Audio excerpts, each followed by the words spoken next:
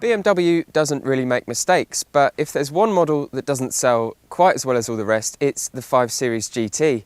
Its raised ride height and big boot and awkward styling mean it didn't go down very well in the UK. So it's a bit of a surprise to learn that BMW has been up to its old tricks with this, the BMW 3 Series GT.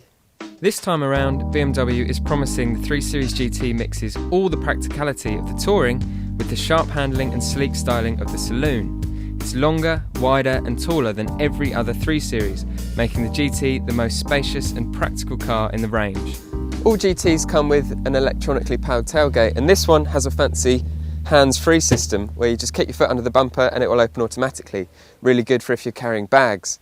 And inside is a 520 litre boot, which is 25 litres more than even the Estate. There's all sorts of hooks and nets and everything, and you can fold the seats down really easily by just pulling one of these levers. And then if you get in the back seats, you'll notice that there's a whole lot more room in here than there is in the saloon and the touring models. And that's because the wheelbase is about 110mm longer, which frees up an extra 70mm of knee room. And I'm 6'1", and that seat in front is set up for me as well, and you can still see there's a huge amount of room. The product manager for this car told me that it's as much as a 5 Series, maybe a bit more, and almost on a par with the 7 Series. The 3 GT starts from just over 28 grand. Inside, it looks the same as the normal 3 Series, but there are a few bespoke external styling touches, like the air breathers behind the front wheels and an active rear spoiler. That's a first for BMW.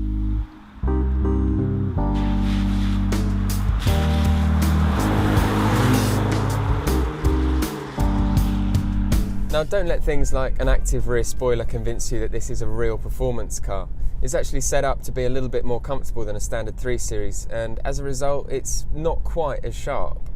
You sit about 59mm higher, so you do get this kind of mini SUV experience. You can kind of comfortably waft along with a great view of the road ahead. One option that I would suggest is the £750 adaptive dampers that we've got fitted to our car.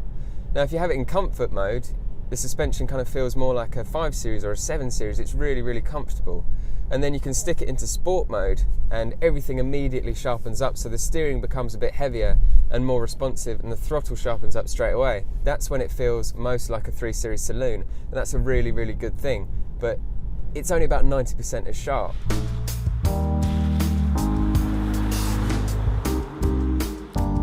The BMW 3 Series GT is great in a lot of different ways. So the question isn't really, is it any good, but should you buy one? The 3 Series GT is in a class of its own.